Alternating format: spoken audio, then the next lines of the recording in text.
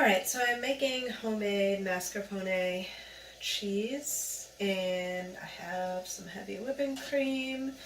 I accidentally bought this obscene amount of heavy whipping cream instead of half and half for Matt and I at Costco Business Center, and I've been trying to use it up. I've been making quiches, I've been putting it in my coffee in the morning, and finally I'm like, I need something else to get rid of this stuff, so I'm looked into cheeses that I could make, and mascarpone is my best option.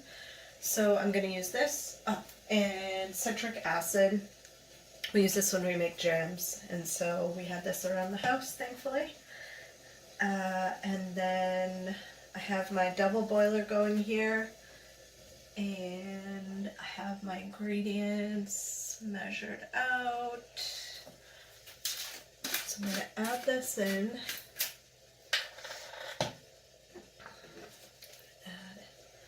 Put a little milk and put a little water in the bottom of this.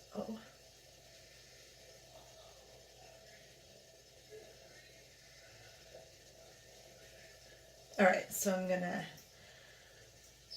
add this, and we have about, let's see, so we have 2 cups of heavy whipping cream,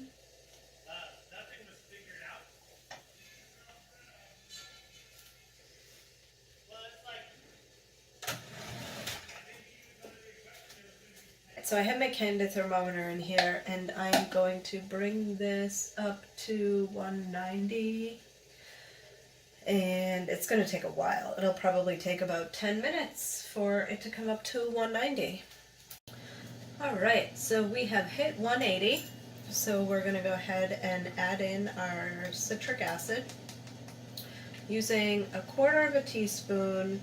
You don't want to go too heavy on this stuff because it can actually make your finished product grainy if you put too much. So to keep it smooth, go ahead and just add, the minimal amount, depending on how much heavy whipping cream you used in your recipe. And I'm going to go ahead and stir this. So I'm going to stir this for a minute and let it thicken up. I'm still on the heat. I'll be removing it from the heat after the minute, and then we will continue stirring it for a few minutes after that.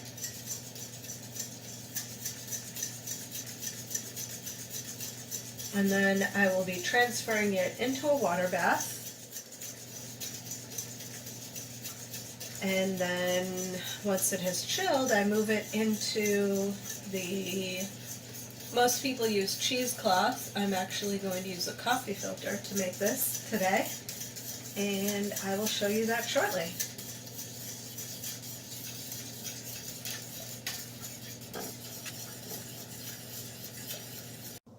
Okay, so I have my setup here, and I have a bowl with my strainer and a coffee filter, and then my liquid here has been chilling for about 20 minutes, so it's at about room temperature now.